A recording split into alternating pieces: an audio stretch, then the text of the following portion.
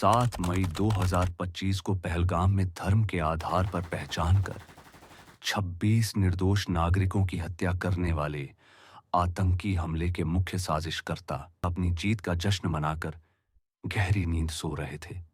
उन्हें लग रहा था कि भारत के बेगुनाह लोगों का खून बहाकर वे सुरक्षित हैं, लेकिन उन्हें जरा भी अंदाजा नहीं था कि भारतीय वायुसेना के राफेल और सुखोई विमानों की गर्जना उनके दरवाजे पर दस्तक देने वाली है। रात के ठीक 1:05 से 1:30 के बीच एक साथ 9 आतंकी ठिकानों पर 24 मिसाइलें और दर्जनों बम्बर से। यह भारत का ऑपरेशन सिंदूर था। यह उन महिलाओं की सूनी मांग का हिसाब था जिनका सुहाग पहलगाम की वादियों में उजाड़ दिया गया था। ऑपरेशन सिंदूर को आतंकवाद के खिलाफ भारत की अब तक की सबसे बड़ी मिलिट्री एक्शन माना जा रहा है। पहली बार भारत ने इंटरनेशनल बॉर्डर से करीब 100 किलोमीटर अंदर जाकर आतंकी ठिकानों को नेस्तनाबूद किया। इस ऑपरेशन में 100 से ज्यादा खूंखार आतंकियों के चीथड़े उड़ गए। इनमें जैश-ए-मोहम्मद के सरगना मसूद अजहर के परिवार के 10 लोग और उसके 4 सबसे करीबी सहयोगी शामिल थे। यहां तक कि IC 814 हाईजैकिंग का मास्टरमाइंड अब्दुल रऊफ अजहर भी इस हमले में ढेर हो गया। हमला इतना जोरदार था कि सैकड़ों बेगुनाह लोगों की जान लेने वाला मसूद अजहर खुद फूट-फूट कर रोने लगा और कहने लगा कि काश मैं भी इस हमले में मर जाता। इस पूरी रोंगटे खड़े कर देने वाली कहानी की शुरुआत 22 अप्रैल 2025 से होती है। कश्मीर की खूबसूरत पहलगाम घाटी, जिसे दुनिया मिनी स्विट्जरलैंड के नाम से जानती है, अचानक चीख पुकार से दहल उठी। दोपहर के 1 बजे से 2 बजे का वक्त था। बैसरन घाटी में पर्यटक प्रकृति की गोद में शांति के पल बिता रहे थे। तभी घने जंगलों से रेजिस्टेंस फ्रंट TRF के 3 साए उभरे। ये लश्कर-ए-तैयबा की एक शाखा के आतंकी थे जो AK-47 और अत्याधुनिक M4 कार्बाइन जैसे खतरनाक हथियारों से लैस थे। इन दरिंदों ने वहां मौजूद पर्यटकों को बंदी बना लिया। इसके बाद जो हुआ उसने मानवता को शर्मसार कर दिया। इन आतंकियों ने एक एक पर्यटक को कतार में खड़ा किया और उनसे उनका धर्म पूछना शुरू किया। जैसे ही कोई खुद को हिंदू बताता, उसे वहीं गोलियों से भून दिया जाता। किसी के माथे पर तिलक देखा तो उसे देखते ही गोली मार दी। किसी के हाथ में कलावा या गले में जनेऊ देखा तो उसे तुरंत मौत के घाट उतार दिया गया। आतंकियों की दरिंदगी की हद तो तब हो गई जब उन्होंने पुरुषों की पहचान सुनिश्चित करने के लिए उनसे कलमा पढ़ने को कहा। जो कलमा नहीं पढ़ पाए उन्हें बेरहमी से मार दिया गया। इस कायराना हमले में कुल 26 बेगुनाह लोगों की जान ले ली गई। इनमें 25 पर्यटक थे और एक हमारा स्थानीय कश्मीरी भाई आदिल था, जिसने पर्यटकों को बचाने की कोशिश की थी। ये हमला 2019 के बाद कश्मीर में नागरिकों पर हुआ सबसे बड़ा और जघन्य हमला था। सोशल मीडिया पर आतंकियों ने बेशर्मी से इसकी जिम्मेदारी ली और कहा कि यह हमला कश्मीर में गैर कश्मीरी लोगों के बसने के विरोध में किया गया है। जिस समय यह हमला हुआ, प्रधानमंत्री नरेंद्र मोदी सऊदी अरब के एक महत्वपूर्ण दौरे पर थे। लेकिन जैसे ही उन्हें इस बर्बरता की सूचना मिली, उन्होंने अपना दौरा तुरंत बीच में ही समाप्त कर दिया और दिल्ली वापस लौट आए। दिल्ली के रायसीना हिल्स पर सन्नाटा था, लेकिन वो सन्नाटा किसी बड़े तूफान के आने की आहट था। Cabinet committee on security CCS की एक हाई लेवल बैठक बुलाई गई। कमरे में प्रधानमंत्री के साथ राष्ट्रीय सुरक्षा सलाहकार NSA अजीत डोभाल, सेना प्रमुख जनरल उपेंद्र द्विवेदी, गृह मंत्री और देश के तमाम शीर्ष सुरक्षा अधिकारी मौजूद थे। कमरे में मौजूद हर शख्स की आंखों में सिर्फ एक ही सवाल था, आखिर कब तक? कब तक हम अपने मासूमों के जनाजे उठाते रहेंगे? कब तक हम शांति की बात करेंगे जब सामने वाला सिर्फ खून की भाषा समझता है? भारत ने इस बार रणनीति बदल दी थी। सरकार ने केवल सैन्य ही नहीं बल्कि कूटनीतिक और आर्थिक स्तर पर भी पाकिस्तान को अपंग करने का फैसला किया। सबसे पहला और ऐतिहासिक कदम था सिंधु जल संधि, इंडस वाटर ट्रीटी को निलंबित करना। यह पाकिस्तान की अर्थव्यवस्था की रीढ़ पर एक बहुत बड़ा प्रहार था। पाकिस्तान की 80% खेती और पानी की जरूरतें सिंधु और उसकी सहायक नदियों पर टिकी हैं। भारत ने स्पष्ट संदेश दिया कि खून और पानी एक साथ नहीं बह सकते। इसके अलावा अटारी चेक पोस्ट को बंद कर दिया गया। पाकिस्तान के सभी क्रिकेटरों और कलाकारों को भारत में बैन कर दिया गया और ओटीटी प्लेटफॉर्म से पाकिस्तानी कंटेंट को पूरी तरह हटा दिया गया। पाकिस्तान के आधिकारिक सोशल मीडिया अकाउंट्स को भी भारत में ब्लॉक कर दिया गया। लेकिन असली बदला सीमा पार लिया जाना था। खुफिया एजेंसियों रॉ और एनटीआरओ ने अपनी पूरी ताकत झोंक दी। सैटेलाइट इमेजरी, ह्यूमन इंटेलिजेंस और रियल टाइम इंटरसेप्शन के जरिए पाकिस्तान और पीओके में मौजूद 21 आतंकी ठिकानों की पहचान की गई। इनमें से 9 सबसे खतरनाक और हाई वैल्यू टारगेट्स को चुना गया। ये वो जगहें थीं जहां से पुलवामा, 26 नवंबर और संसद हमले जैसी साजिशें रची गई थीं। प्रधानमंत्री ने सेना को फ्री हैंड दे दिया था। सेना प्रमुख जनरल उपेंद्र द्विवेदी ने इस मिशन को ऑपरेशन सिंदूर नाम दिया। यह नाम उन महिलाओं की याद में था जिनका सुहाग पहलगाम में उजड़ गया था। यह उन विधवाओं के आंसुओं का बदला था जिनकी मांग का सिंदूर आतंकियों ने मिटाया था। मिशन की योजना इतनी गोपनीय थी कि रक्षा मंत्रालय के चुनिंदा लोगों के अलावा किसी को कानों कान खबर नहीं थी। दक्षिण भारत के तंजावुर एयरबेस से 222 स्क्वाड्रन, जिन्हें टाइगर शार्क्स कहा जाता है, उन्हें एक्टिव कर दिया गया। ये सुखोई 30 AMKI विमान थे जिन्हें ब्रह्मोस मिसाइलों को लॉन्च करने के लिए विशेष रूप से तैयार किया गया था। भारत ने तय किया कि वह अंतर्राष्ट्रीय सीमा पार किए बिना ही दुश्मन को उसके घर में मारेगा। ब्रह्मोस की सुपरसोनिक रफ्तार और स्कैल्प मिसाइल की पिन पॉइंट एक्यूरेसी को हथियार बनाया गया। स्कैल्प मिसाइल इतनी खतरनाक है कि यह रडार की नजरों से बचने के लिए जमीन से मात्र 130 फीट की ऊंचाई पर उड़ सकती है। इसके अलावा इजरायली तकनीक वाले कामिकाजे ड्रोन्स को भी तैयार रखा गया ताकि वे रियल टाइम सर्विलांस कर सके। 5 मई तक ऑपरेशन का पूरा ब्लूप्रिंट अजीत डोभाल ने प्रधानमंत्री मोदी के सामने पेश कर दिया। प्रधानमंत्री ने बिना एक पल गंवाए इसे मंजूरी दे दी। अब बस इंतजार था उस घड़ी का जब भारत के फाइटर जेट्स इंसाफ की गर्जना करेंगे। 7 मई 2025 की दरमियानी रात सरहद के दोनों तरफ का माहौल बिल्कुल अलग था। पाकिस्तान की वायुसेना PAF ने कुछ ही घंटे पहले अपने अहंकार में एक्स पर पोस्ट किया था, sleep tight because PAF is awake. लेकिन उन्हें क्या पता था कि जिस सुख की नींद का वो दावा कर रहे थे वो उनके पाले हुए आतंकियों की आखिरी नींद होने वाली थी। भारतीय वायुसेना के विमान अंबाला, ग्वालियर और तंजावुर से उड़ान भर चुके थे। इस बार रणनीति में स्टैंड ऑफ हमले शामिल थे, जिसका मतलब था कि भारतीय पायलटों को दुश्मन की हवाई सीमा में गहरे जाने की जरूरत नहीं थी। वे अपनी सीमा के करीब रहकर ही ब्रह्मोस और स्कैल्प जैसी मिसाइलों से तबाही मचा सकते थे। रात के ठीक 1:05 बजे जब मुजफ्फराबाद के सवाई नाला कैंप में आतंकी गहरी नींद में थे, तभी आसमान से मौत बरसी। ये कैंप LOC से महज 30 किलोमीटर दूर था। यहीं से उन दरिंदों को ट्रेनिंग मिली थी जिन्होंने पहलगाम में निहत्थों पर गोलियां चलाई थीं। स्कैल्प क्रूज मिसाइलें जो रडार से बचने के लिए जमीन से चिपक कर उड़ती हैं, सीधे कैंप की मुख्य इमारतों में जाकर फटी। धमाका इतना जोरदार था कि आसपास के पहाड़ दहल उठे। जो आतंकी मलबे में नहीं दबे वे आग की लपटों में झलकर राख हो गए। RAW और NTRO के लाइव फीड में साफ देखा जा सकता था कि कैसे चंद सेकंड्स में वो आतंकी अड्डा मिट्टी का ढेर बन गया। इसके तुरंत बाद मुजफ्फराबाद में ही मौजूद जैश-ए-मोहम्मद के सैयदना बिलाल कैंप पर प्रहार हुआ। ये जैश का वो इलाका था जहां नए लड़कों का ब्रेन वॉश किया जाता था और उन्हें हथियार चलाने की ट्रेनिंग दी जाती थी। मिराज 2000 विमानों ने यहां लेजर गाइडेड बमों का इस्तेमाल किया। धमाकों की आवाज इतनी तेज थी कि कई किलोमीटर दूर तक लोगों ने इसे महसूस किया। इसके साथ ही कोटली में स्थित लश्कर का गुलपुर कैंप भी निशाना बना। ये वही कैंप था जहां से 2023 और 2024 में पुंछ में यात्रियों की बसों पर हमला करने वाले आतंकियों को भेजा गया था। भारत ने यहां चुन चुन कर हिसाब लिया। प्रधानमंत्री मोदी उस समय लगातार कंट्रोल रूम और अजीत डोभाल के संपर्क में थे। खबर आई कि अगला निशाना भिंबर का बरनाला कैंप और कोटली का अब्बास कैंप है।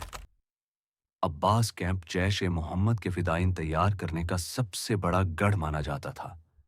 यहां 15 से 20 हाई प्रोफाइल आतंकियों की कैपेसिटी थी। जैसे ही सर्विलांस ड्रोन्स ने क्लियरेंस दिया, भारतीय मिसाइलों ने इन दोनों अड्डों को कब्रिस्तान में बदल दिया। हथियारों का गोदाम फटने से धमाके कई मिनटों तक चलते रहे। लेकिन असली खेल तो अभी पाकिस्तान के अंदर शुरू हुआ था। भारत ने न केवल पीओके बल्कि पाकिस्तान के इंटरनेशनल बॉर्डर के 100 किलोमीटर अंदर तक हमला करने का फैसला किया था। सियालकोट में जैश का सरजाल कैंप और हिजबुल मुजाहिदीन का महमूना जोया कैंप भारतीय सुखोई विमानों के निशाने पर थे। ये वो ठिकाने थे जहां से पठानकोट एयरबेस हमले की साजिश रची गई थी। जब मिसाइलें यहां गिरीं तो पाकिस्तान की आर्मी के होश उड़ गए। उन्हें लगा था कि भारत सिर्फ एलओसी के पास हमला करेगा, लेकिन भारत ने उनकी गहराई में घुसकर चोट की थी। इसके बाद निशाना बना मुरीदके में स्थित लश्कर ए तैयबा का मरकज ए तैयबा। यह वो जगह है जिसे आतंक की यूनिवर्सिटी कहा जाता है। 26 नवंबर के गुनहगार अजमल कसाब को यहीं तैयार किया गया था। डेविड हेडली और तहव्वुर राणा की साजिशों की जड़ें यहीं थीं।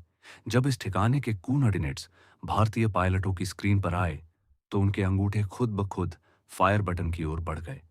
एक के बाद एक कई स्पाइस 2000 बमों ने इस मरकज के अहंकार को मिट्टी में मिला दिया और अंत में वो हमला हुआ जिसने जैश ए मोहम्मद की कमर तोड़ दी। बहावलपुर में स्थित जैश का मुख्यालय मरकज सुभान अल्लाह, यह वो जगह थी जहां मसूद अजहर ने अपना आतंक का साम्राज्य खड़ा किया था। 2001 का संसद हमला हो या 2019 का पुलवामा, हर साजिश की डोर यहीं से जुड़ी थी। भारत ने यहां ब्रह्मोस मिसाइल का इस्तेमाल किया। जब ये सुपरसोनिक मिसाइल हेडक्वार्टर की मुख्य बिल्डिंग से टकराई तो पूरा ढांचा ताश के पत्तों की तरह ढह गया। इस 25 मिनट के महा ऑपरेशन में जैश का सरगना मसूद अजहर तो बच गया, लेकिन उसका भाई अब्दुल रऊफ अजहर, आईसी 814 का मास्टरमाइंड, मारा गया। उसके दो साले यूसुफ अजहर उर्फ उस्ताद जी और हफीज मोहम्मद जमील भी ढेर हो गए। लश्कर के टॉप कमांडर खालिद और मुदस्सर भी इसी रात जहन्नुम पहुंचा दिए गए। सुबह के सूरज के साथ दुनिया के सामने एक नया भारत खड़ा था। एक ऐसा भारत जो सहायता नहीं है, बल्कि उस जगह पर वार करता है जहां दुश्मन को सबसे ज्यादा दर्द होता है। लेकिन पाकिस्तान की बौखलाहट अभी खत्म नहीं हुई थी। वो अब एक ऐसी गलती करने वाला था जो उसे युद्ध के मुहाने पर ले जाने वाली थी। 7 मई की सुबह जब दुनिया उठी तो सोशल मीडिया और समाचार चैनलों पर सिर्फ ऑपरेशन सिंदूर छाया हुआ था। भारत ने आधिकारिक तौर पर घोषणा कर दी थी कि उसने पाकिस्तान के 9 आतंकी ठिकानों को मलबे में तब्दील कर दिया है। विदेश सचिव विक्रम मिश्री के साथ विंग कमांडर व्योमिका सिंह और कर्नल सोफिया कुरैशी की मंच पर मौजूदगी किसी साधारण प्रेस कॉन्फ्रेंस का हिस्सा नहीं थी। दरअसल ये आतंकवाद के विरुद्ध भारत का एक शक्तिशाली और प्रतीकात्मक पलटवार था। ये उन चरमपंथियों को सीधा जवाब था जिन्होंने पहलगाम में धर्म के नाम पर निर्दोषों की हत्या की। उसी कट्टरपंथी सोच को ध्वस्त करने के लिए भारत ने अपने हिंदू और मुस्लिम महिला अधिकारियों को विश्व के सामने खड़ा किया, जो इस बात का प्रमाण है कि भारत धर्म के नाम पर विभाजित नहीं, बल्कि एक अटूट राष्ट्र है।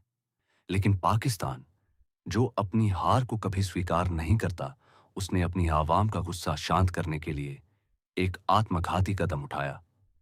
दोपहर होते होते पाकिस्तान की वायुसेना पीएएफ ने अपने ऑपरेशन बुनियानुम मारसूस को सक्रिय कर दिया। दोपहर के 2:30 बजे पाकिस्तान ने अपने लड़ाकू विमानों F-16, JF-17 थंडर और मिराज-3 को भारत की ओर भेजा। यह 1971 के बाद का सबसे बड़ा हवाई जमावड़ा था। राडार स्क्रीन पर लाल बिंदुओं की बाढ़ आ गई। एक साथ 114 से ज्यादा लड़ाकू विमान आसमान में मौत का खेल खेल रहे थे। भारतीय वायुसेना IAF ने भी तुरंत अपने रफाल और सुखोई 30 AMKI को इंटरसेप्ट करने के लिए भेज दिया। यह इतिहास की सबसे बड़ी BVR beyond visual range air battle थी, जहां पायलट एक दूसरे को देख नहीं सकते थे, लेकिन उनकी मिसाइलें 100 से 150 किलोमीटर दूर से ही एक दूसरे का पीछा कर रही थीं। इसी दौरान पाकिस्तान ने एक चाल चली। उसने तुर्की और चीन से मिले सैकड़ों कामिकाजे ड्रोन्स और यूसीएवीएस को एक साथ भारत के 15 अलग-अलग ठिकानों पर हमला करने के लिए लॉन्च कर दिया। उनका लक्ष्य जम्मू, पठानकोट, अमृतसर और भुज के सैन्य ठिकाने थे। उनका मकसद भारतीय रडार सिस्टम को सैचुरेट करना था, यानी इतने सारे टारगेट एक साथ देना कि रक्षा प्रणाली फेल हो जाए। लेकिन भारत के पास एक ऐसा ब्रह्मास्त्र था जिसका लोहा पूरी दुनिया मानती थी। S-400 ट्रायम्फ सुदर्शन चक्र।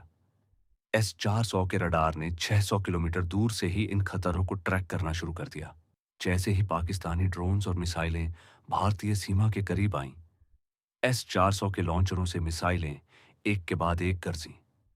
आसमान में आतिशबाजी जैसा नजारा था। S-400 ने 100% एक्यूरेसी के साथ पाकिस्तान के 15 मिसाइल हमलों और 50 से ज्यादा स्वार्म ड्रोन्स को हवा में ही नष्ट कर दिया। एक भी पाकिस्तानी मिसाइल भारतीय सैन्य अड्डे या नागरिक आबादी को नुकसान नहीं पहुंचा पाई। इसी बीच एक ऐतिहासिक घटना हुई।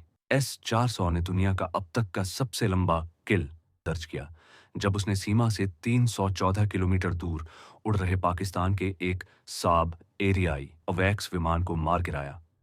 यह पाकिस्तान के लिए एक बहुत बड़ा झटका था, क्योंकि उन्होंने अपना आसमान की आंख खो दी थी। आसमान में छिड़ी इस जंग में भारतीय पायलटों ने अदम्य साहस दिखाया। रफाल विमानों ने अपनी मिटियोर मिसाइलों का इस्तेमाल किया, जिसका कोई तोड़ पाकिस्तान के पास नहीं था। डॉग फाइट के दौरान भारत ने पाकिस्तान के 2 JF-17 थंडर और एक F-16 को मार गिराया। जब सैन्य मोर्चे पर यह सब चल रहा था, तब दिल्ली में कूटनीतिक महासंग्राम छिड़ा हुआ था। पाकिस्तान के रक्षा मंत्री ख्वाजा आसिफ ने इसे एक्ट ऑफ वॉर घोषित कर दिया और परमाणु युद्ध की धमकी देने लगे। भारत के 59 सांसदों का दल दुनिया के 30 देशों में भारत का पक्ष रखने के लिए निकल चुका था। इजराइल ने खुलकर भारत के राइट टू सेल्फ डिफेंस का समर्थन किया। रूस ने आतंकवाद की निंदा की, जबकि जापान और जर्मनी ने दोनों देशों से संयम बरतने की अपील की। सबसे नाटकीय मोड़ तब आया जब अमेरिकी राष्ट्रपति डोनाल्ड ट्रंप ने अचानक सोशल मीडिया पर पोस्ट किया कि वे मध्यस्थता कर रहे हैं और जल्द ही सीज फायर होगा। भारत ने तुरंत स्पष्ट किया कि यह भारत की अपनी संप्रभुता का मामला है। पाकिस्तान की अर्थव्यवस्था, जो पहले से ही कर्ज के बोझ तले दबी थी, इस 4 से 5 दिन के युद्ध के खर्च से पूरी तरह चरमरा गई। उनके पास केवल 2 से 3 दिन का ही गोला बारूद बचा था। पाकिस्तान की सेना अब घुटनों पर थी। उनके air defence system, radar station और 20% वायुसेना का ढांचा भारत ने तबाह कर दिया था। अब बस इंतजार था पाकिस्तान के आत्मसमर्पण का। रावलपिंडी में मौजूद नूर खान एयरबेस पर हुआ हमला सबसे घातक था। यह पाकिस्तान का वो नर्व सेंटर है जहां से उनका स्ट्रेटेजिक प्लान डिवीजन SPD संचालित होता है, जो उनके 170 परमाणु हथियारों की सुरक्षा करता है। भारत ने यहां सटीक हमला करके पाकिस्तान को संदेश दे दिया कि उनका न्यूक्लियर ब्लैकमेल अब खत्म हो चुका है। इसी तरह कराची के पास भोलारी एयरबेस और मलीर कैंट पर हुई स्ट्राइक में पाकिस्तान की surface to air missile sites मलबे में तब्दील हो गईं। इन हमलों में पाकिस्तान की वायुसेना का लगभग 20% ऑपरेशनल इंफ्रास्ट्रक्चर नष्ट हो गया। उनके पास अब न तो रडार बचे थे और न ही अपने फाइटर जेट्स को उड़ाने के लिए सुरक्षित रनवे। पाकिस्तान के रक्षा मंत्री ख्वाजा आसिफ, जो कुछ दिन पहले परमाणु युद्ध की धमकी दे रहे थे, अब मीडिया के सामने गिड़गिड़ाने लगे। उन्होंने ब्लूमबर्ग को दिए इंटरव्यू में कहा, अगर भारत हमले रोक दे तो हम कोई जवाबी कार्रवाई नहीं करेंगे। यह पाकिस्तान की तरफ से हार स्वीकार करने का पहला सार्वजनिक संकेत था। 10 मई 2025 की दोपहर 3:35 बजे आखिरकार वो घड़ी आई जिसका इंतजार पूरा भारत कर रहा था। पाकिस्तान के DGMO ने हॉटलाइन पर भारतीय DGMO को फोन किया। उनकी आवाज में अब वो पुरानी कड़वाहट और अहंकार नहीं था। उन्होंने बिना किसी शर्त के सैन्य कार्रवाई रोकने और सीज फायर की गुहार लगाई। भारत ने स्पष्ट किया कि यह कोई समझौता नहीं है, बल्कि भारत केवल अपनी कार्रवाई को स्थगित सस्पेंड कर रहा है। शर्त रखी गई कि भविष्य में कोई भी आतंकी हरकत सीधे युद्ध की घोषणा मानी जाएगी। 12 मई 2025 की रात 8 बजे प्रधानमंत्री नरेंद्र मोदी राष्ट्र के नाम संबोधन के लिए आए। उनके चेहरे पर एक गंभीर संतोष था। उन्होंने पहलगाम हमले का जिक्र करते हुए कहा, आतंकियों ने हमारी बहनों का सिंदूर उजाड़ा था, इसलिए भारत ने उनके आतंक के हेडक्वार्टर उजाड़ दिए। उन्होंने पूरी दुनिया को एक नई रेड लाइन खींचकर दिखा दी। लेकिन ऑपरेशन सिंदूर यहां खत्म नहीं हुआ था। हालांकि मुख्य आतंकी ठिकाने और पाकिस्तानी सेना को सबक सिखाया जा चुका था, लेकिन पहलगाम हमले के 3 मुख्य षड्यंत्रकारी सुलेमान शाह, हमजा अफगानी और जिब्रान अभी भी कश्मीर के घने जंगलों में छिपे हुए थे। भारत सरकार और सेना ने उनकी तलाश के लिए एक और गुप्त और घातक मिशन की नींव रखी, ऑपरेशन महादेव। यह मिशन उन बचे हुए गद्दारों को जमीन के पाताल से भी खोज निकालने के लिए था। ऑपरेशन सिंदूर ने भारत की सैन्य शक्ति, कूटनीतिक कौशल और राष्ट्रीय एकता की एक ऐसी मिसाल पेश की जिसने 1971 के बाद पहली बार पाकिस्तान को इतनी बड़ी शर्मिंदगी का सामना करने पर मजबूर किया। अब दुनिया जानती थी कि यह नया भारत है जो घर में घुसकर मारता भी है और दुश्मन को घुटनों पर लाकर इंसाफ भी मांगता है। पहलगाम के उन 26 बलिदानियों का हिसाब पूरा हो चुका था, लेकिन अखंड भारत की सुरक्षा का संकल्प अब भी जारी था। अगर आपको यह वीडियो पसंद आया हो तो इसे लाइक करें और ऐसी ही और वीडियोस के लिए चैनल को सब्सक्राइब करना न भूलें। जय हिंद, भारत माता की जय।